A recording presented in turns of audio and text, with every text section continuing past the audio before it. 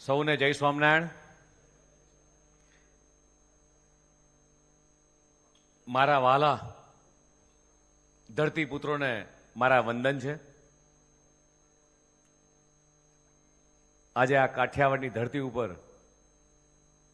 આ ધરતીપુત્રોને મળવાનો એક લાહો મળ્યો છે, ત્યારે આજના પ્રાકૃતિક ખેતીના આ વર્કશોપમાં આપણી સૌની વચ્ચે ઉપસ્થિત આપણા જ રાજ્યના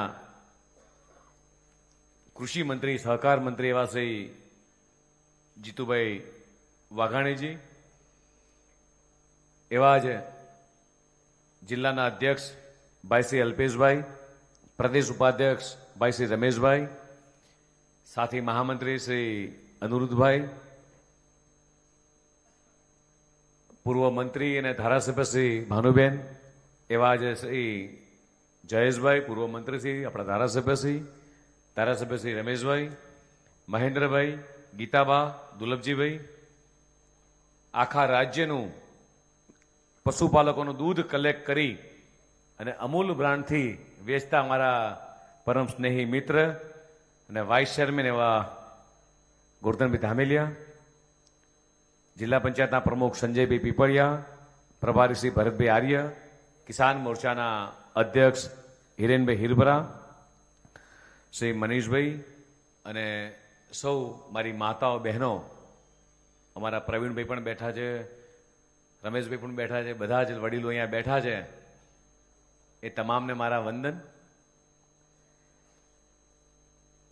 આમ સૌરાષ્ટ્રની ધરતી પર આવીએ જયેશભાઈ એટલે એવું થાય કે મહેન્દ્રભાઈ કે અહીંયા પેલું ભજન છે ને, ભૂલો તો પડ ભગવાન એક દી સૌરાષ્ટ્રમાં, કાઠિયાવાડનું,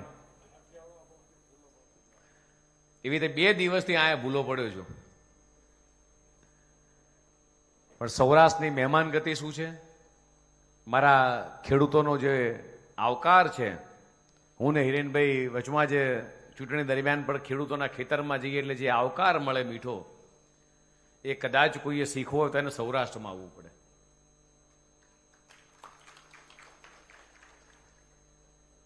અને જ્યારે આ સૌરાષ્ટ્રની ધરતી પર આવ્યા છે ત્યારે ગોંડલના મહારાજા ભગવતસિંહજીને પણ યાદ કરીએ. અને એમણે જે રાહ ચીંધી હતી એ પણ આજે યાદગાર છે ભગવત ગૌમંડળ દ્વારા, કે એક શાસન કેવું હોવું જોઈએ અને શાસનની અંદર કેટલી પ્રકારની સુવિધાઓ હોવી જોઈએ, એજ્યુકેશન કેવું હોવું જોઈએ, રોડ રસ્તા કેવા હોવા જોઈએ. એનાથી આખા દેશની અંદર એક સુવાસ ફેલે મિત્રો, પોતાના રાજ્યની અંદર. અને આજે અહીંયા ખેડૂતોની વચ્ચે આવવાનો એક ખાસ પ્રયોજન આ પ્રાકૃતિક ખેતીનો સંવાદ દેશના યશસ્વી પ્રધાનમંત્રી માનનીય મોદી સાહેબ ચૂંટાયેલા પ્રતિનિધિ તરીકે 12 વર્ષ પૂર્ણ કર્યા. એટલે કેન્દ્રમાં 4399 દિવસ એ પૂર્ણ કરી અને આ વિકાસનો રથ આગળ હંકારી રહ્યા છીએ અને આપણે સૌ એના ભાગીદાર બન્યા છીએ મિત્રો. અને એક પણ ક્ષેત્રે જીતુભાઈએ ઘણી બધી વાતો કરી વિકાસની, અને કદાચ વિકાસની આ 4399 દિવસની જો તમારે ને મારે વાતો કરવાની થાય તો કદાચ સાંજ ઓછી પડે, રાત આખી નીકળી જાય. એટલી યોજનાઓ, એ પ્રજાલક્ષી યોજનાઓ જ્યારે ગુજરાતના મુખ્યમંત્રી હતા ત્યારે અને આ 12 વર્ષ પ્રધાનમંત્રીના પૂર્ણ કરીને જ્યારે આગળ જર્ની પસાર કરી રહ્યા છે ત્યારે મારો ખેડૂત છે, મારો ગરીબ છે, મહિલા છે, યુવા છે, આ દરેક ક્ષેત્રે એટલી વાતો થાય એટલી છે કે તમને એમ થાય. હમણાં જીતુભાઈ ઘણી બધી યોજના ગણાવતા હતા. હું ખાલી અહીંયા બેઠેલા મારા ખેડૂત, મારી માતાઓ, બહેનોને પૂછું કે એક ઘર એવું નહીં હોય કે ત્યાં સરકારી યોજના કોઈ પણ પ્રકારની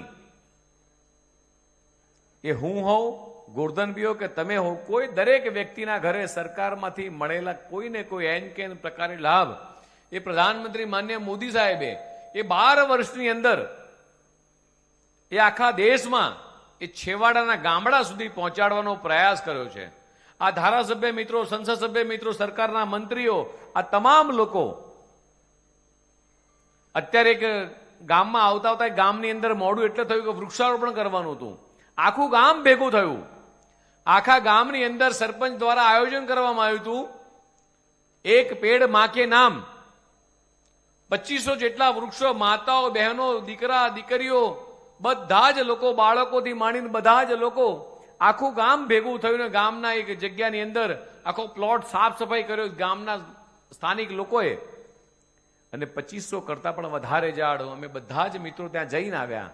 માન્ય મોદી સાહેબે એવું સંકલ્પના કરી છે કે દરેક વ્યક્તિ પોતાના જીવનમાં એક વૃક્ષ વાવે અને એ વૃક્ષ પોતાના ખેતરમાં વાવે, પોતાના ઘરના આંગણામાં વાવે, પોતાનું જ્યાં પણ નિવાસસ્થાન હોય, કારખાનું હોય ત્યાં વાવે, પણ એક ઝાડ એ પોતાની માના નામે વાવે. તમે પરિકલ્પના કરો કે આ દેશની અંદર 140 કરોડ લોકો છે. આ દરેક લોકો જો એક વૃક્ષ વાવે તો આપણે કલ્પના કરી શકીએ છીએ કે કેટલા વૃક્ષોનું જતન થાય અને આ જે વાતાવરણની અંદર જે ફેરફાર આવે છે એ કેટલા બધા ફેરફારો મિત્રો અટકી જાય. આ પ્રાકૃતિક ખેતીનો જે સંવાદ રાખવામાં આવ્યો છે, એક સરસ રાજ્ય સરકારે એક નાટક તૈયાર કર્યું હતું કે ધરતી મુझे પુકારતી હૈ, અને ધરતી માતે ઉપર એક પોકાર થાય છે. આ તમે ને હું જે વર્ષોથી જ્યાં જૈવિક દવાઓ ખેતરની અંદર નાખતા હોય છે, એ કેટલાય ખેડૂતો છે દેશભરની અંદર 18 લાખ કરતા વધારે ખેડૂતો એ પ્રાકૃતિક ખેતીની દિશામાં આગળ વધી રહ્યા છે. તમે હું પરિકલ્પના કરીએ આપણા શરીરની અંદર આપણે જેટલી પણ દવાઓ નાખીએ છીએ એની આડઅસરો કેટલી થાય છે. પંજાબની અંદર એક ટ્રેન ચાલે છે, એ ટ્રેનનું નામ જ છે કેન્સર ટ્રેન. અને એટલા માટે માન્ય પ્રધાનમંત્રી માન્ય મોદી સાહેબ એ સતત ચિંતામાં છે કે મારા દેશનું સ્વાસ્થ્ય સાચવવું હશે, આ દેશને મજબૂત કરવો હશે તો મારે યુવા પેઢીને મજબૂત અને સ્વસ્થ કરવી પડશે. ગુજરાતના મુખ્યમંત્રી માન્ય ભૂપેન્દ્રભાઈ પટેલ પણ એ સતત આ પ્રાકૃતિક ખેતીની દિશામાં ખેડૂત વળે એની ચિંતા કરતા હોય છે. આપણા રાજ્યપાલ શ્રી, મહામહિમ રાજ્યપાલ શ્રી આચાર્ય દેવવ્રતજી એ સતત દરેક ગામડે જઈને પ્રાકૃતિક ખેતી માટે એ પ્રયાસ કરતા હોય છે. હમણાં જ અલ્પેશભાઈ ઉભો થતો, અલ્પેશભાઈ મને કીધું, મને કે સાહેબ અમારી ગોંડલ એપીએમસી દ્વારા એક જીવામૃત તૈયાર કરવામાં આવે છે અને એ જીવામૃત અમે નિઃશુલ્ક આપીએ છીએ. એ 1 લીટર જીવામૃત તમે એપીએમસી થી લઈ જાઓ અને 200 લીટર પાણીની અંદર જીવામૃત તમે નાખો, 1 એકરની અંદર તમારે કોઈ દવાનો છંટકાવ કરવાની જરૂર નથી. અલ્પેશભાઈને આપણે અભિનંદન આપીએ ખેડૂત મિત્રો. અને અલ્પેશભાઈ એવું પણ કીધું કે સાહેબ મારા વતીથી તમે એવું કહેજો ખેડૂતોને કે જેટલી પણ પ્રાકૃતિક ખેતી કરે છે, અત્યારે મારું અને જીતુભાઈનું જે બધા ધારાસભ્યોનું સન્માન કરવામાં આવ્યું એ પ્રાકૃતિક ખેત પેદાશોથી સન્માન કરવામાં આવ્યું. પ્રધાનમંત્રી માનનીય મોદી સાહેબની પરિકલ્પના છે કે મારા ખેડૂતોને સારા પોષણયુક્ત ભાવ મળી રહે, અને એટલા માટે માનનીય મોદી સાહેબ અને કેન્દ્રીય ગૃહ અને સહકારતા મંત્રી અમિતભાઈ શાહ સાહેબે આની જવાબદારી સોંપી કે આ ઓર્ગેનિક ખેતી જે લોકો કરે એની જવાબદારી, એને વેચવાની જવાબદારી અહીંયા ગોરધનભાઈ બેઠા છે અમૂલને સોંપી છે. આખા દેશની અંદર એ જેટલા પણ લોકો પ્રાકૃતિક ખેતી કરે, ઓર્ગેનિક ખેતી કરે, એનો માલ જે તૈયાર થાય એ માલના સારા પોષણયુક્ત ભાવ મળી રહે, અને ભાવ લીધા પછી એને સારી રીતે પેકિંગ કરીને જે એમને ગિફ્ટ આપવામાં આવી રમેશભાઈ, એ ગિફ્ટ પણ એ પ્રાકૃતિક ખેત પેદાશની ગિફ્ટ અમને આપવામાં આવી. અને દેશ વિદેશના જેટલા પણ મહેમાનો ભારતની ધરતી ઉપર આવે કે ગુજરાતની ધરતી પર આવે ત્યારે એક વખત આહવાન કર્યું માનનીય પ્રધાનમંત્રી મોદી સાહેબે કે આખું મિલેટ વર્ષ ઉજવીએ. એટલે આપણું બાજરી, રાગી, આ બધી જ વસ્તુ જે જાડું ધાન હતું એ માત્ર એવું હતું કે સામાન્ય પરિવારના લોકો ખાતા હતા, એનો ભાવ બહુ મળતો નહોતો. અને જ્યારે પ્રધાનમંત્રી માનનીય મોદી સાહેબે પરિકલ્પના કરી કે મિલેટ વર્ષ ઉજવી અને જાડું ધાન ખાવામાં સ્વાસ્થ્ય માટે કેટલું અગત્યનું છે, આખા દેશ ને વિદેશની ધરતી પર એ આપણા ભારતની ધરતી પરથી ઉગેલું આ અનાજ એ વિદેશમાં મિત્રો એક્સપોર્ટ થવા માંડ્યું. વાત કરું છું અમૂલની. જે રીતે મારી માતાઓ બહેનો એ પોતાના ખેતરમાં વાડીએ ગાય ભેંસ દોવે અને દૂધ ડેરીએ ભરાવે, અને દૂધ ડેરીએ ભરાયા પછી માત્ર આપણે દૂધ ભરાઈએ છીએ. અમૂલ દ્વારા 150 કરતા પણ વધારે પ્રોડક્ટ બનાવવામાં આવે છે. દહીં, દૂધ, છાશ, પનીર, આઈસ્ક્રીમ, ચોકલેટ, ચીઝ, કેટલીય વસ્તુ, અને માત્ર કેટલી 1000 અલગ અલગ પ્રોડક્ટો. અને માત્ર ગુજરાતમાં વેચાય છે એવું નહીં, માત્ર ભારતમાં વેચાય છે એવું નહીં, પણ વિદેશની ધરતી પર પણ એ મારા પશુપાલકોનું દૂધ વેચાય, આની વ્યવસ્થા દેશના યશસ્વી પ્રધાનમંત્રી માનનીય મોદી સાહેબે કરી છે. અભિનંદન આપીએ આપણે અમૂલને, અભિનંદન આપીએ માનનીય મુખ્યમંત્રીશ્રીને, માનનીય પ્રધાનમંત્રીશ્રીને કે મારા ખેડૂત પશુપાલક ખેડૂત જે ગામડાની અંદર ખેતરમાં કામ કરતો હોય એનું દૂધ વિદેશની ધરતી પર જાય. 1.25 લાખ કરોડ કરતા વધારે ટર્નઓવર એ અમૂલનું થઈ રહ્યું છે. આ નાની ઘટના નથી મિત્રો. હમણાં મારે બનાસકાંઠા જવાનું થયું તો એ મારી માતાઓ બહેનો બેઠી છે, એક મારે પશુપાલક બેનને મળવાનું થયું. મારે એને ભાવ વધારાનો ચેક આપવાનો હતો રમેશભાઈ. મેં બેનને પૂછ્યું કે બેન કેટલા રૂપિયા ચેક આપવાનો છે, તો પ્રવીણભાઈ એને આંગળીના વેઢા ગણે મને કીધું કે સાહેબ 28 લાખ રૂપિયા. મેં કીધું બેન વર્ષે દૂધ કેટલા રૂપિયાનું ભરાવો છો? આ જેટલા મારા ભાઈઓ બેઠા છે મારે કહેતા આનંદ થાય, મારી માતાઓ બહેનોને ગર્વ થાય. 2.5 કરોડ રૂપિયાનું દૂધ માત્ર એક મહિલા ભરાવે છે. 2.5 કરોડ રૂપિયાનું દૂધ. પૂછ્યો ગોરધનભાઈને કે એવી કેટલીય બહેનો છે. બનાસકાંઠાના જિલ્લાની અંદર એ લગભગ 1200 થી 1500 ગામડા છે. અમારું ભરતભાઈનું વતન ત્યાં છે, અમારા અનુરુદ્ધભાઈ પણ. એ ગામના એક સરપંચને મેં પૂછ્યું, આ વખતે ચૂંટણી દરમિયાન હિરેનભાઈ ગયો તો આખા ગામની વસ્તી 2000ની. એ સરપંચને મારે મળવાનું થયું. અલ્પેશભાઈ સરપંચને મેં પૂછ્યું કે તમારા ગામમાં વર્ષે કેટલા રૂપિયા આવે છે? જયેશભાઈ તમે બધા સહકારી આગેવાનો છો. એ સરપંચે મહેન્દ્રભાઈ એવું કીધું કે 175 કરોડ રૂપિયા દૂધના અમારા ગામમાં પગાર થાય છે. 175 કરોડ રૂપિયા. પરિકલ્પના કરો કે 1 લાખ કરોડ રૂપિયા એ ખેડૂતોના ખાતામાં સીધા જમા થાય. હમણાં મને અલ્પેશભાઈ કહેતા હતા કે જે ગોંડલની અંદર જે જણસી આવે એ 65 પ્રકારની અલગ અલગ જણસી આવે. 10,15,000 મેટ્રિક ટન જેટલી જણસી એ ગોંડલમાં આવે અને આખા ભારતનું સારામાં સારું એપીએમસી કહેવાય એ પ્રકારની અદ્યતન સુવિધાઓ બને. મને કે સાહેબ સિમલાથી સફરજન વેચવા માટે વેપારીઓ અહીંયા આવે છે, કચ્છના વેપારીઓ કેરી વેચવા માટે અહીંયા આવે છે, અને અહીંથી એક્સપોર્ટ કરવા માટેની તમામ સુવિધાઓ એ રાજ્ય સરકારની મદદથી, કેન્દ્ર સરકારની મદદથી એ દેશની તમામ એપીએમસી કરી રહી છે. અલ્પેશભાઈને અભિનંદન આપવાનું મન થાય, આ સહકારી આગેવાનો અભિનંદન આપવાનું મન થાય. આ જેટલા પણ અહીંયા હોલની અંદર બેનર્સ માર્યા છે કે ખેતીના ઓજાર માટે સાધન સહાય, પાવર થ્રેશર માટે સાધન સહાય, તાડપત્રી માટે સાધન સહાય, દૂધના બાંધકામ માટે સાધન સહાય, ખુલ્લી પાઇપલાઇન માટે સાધન સહાય.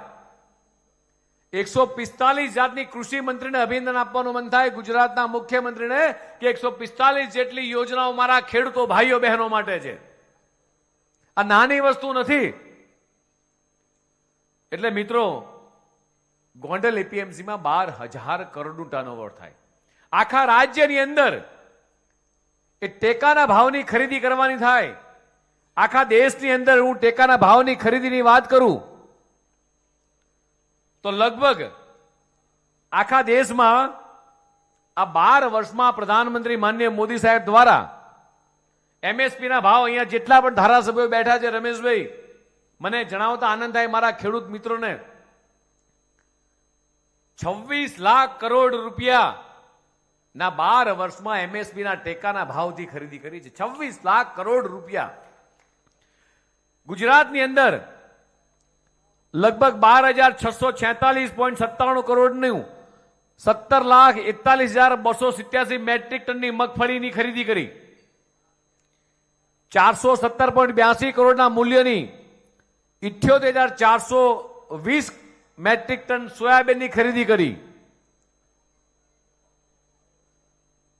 23.74 કરોડના 3,044 મેટ્રિક ટનના અડદની ખરીદી કરી.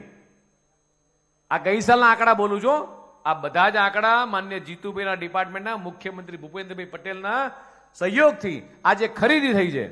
6.95 કરોડના 793 મેટ્રિક ટન મગની ખરીદી સરકારે કરી. 644.53 કરોડના મૂલ્યની 80,565 મેટ્રિક ટન તુવેરની ખરીદી કરી. 2155.40 કરોડ 3,66,800 મેટ્રિક ટન ચણાની ખરીદી કરી. 341.81 કરોડના લગભગ 5,615 મેટ્રિક ટનની રાયડાની ખરીદી કરી. અને એટલા જ માટે દેશના યશસ્વી પ્રધાનમંત્રી માનનીય મોદી સાહેબ એવું કહે છે કે બેક ટુ બેઝિકના મંત્ર સાથે જો આપણે પ્રાકૃતિક ખેતીની દિશામાં આગળ વધ્યું તો સારામાં સારા ભાવ એ આપવાનું કામ એ સરકાર કરી છે. અમૂલ દ્વારા તમારી પ્રોડક્ટની ખરીદી કરી રહી છે.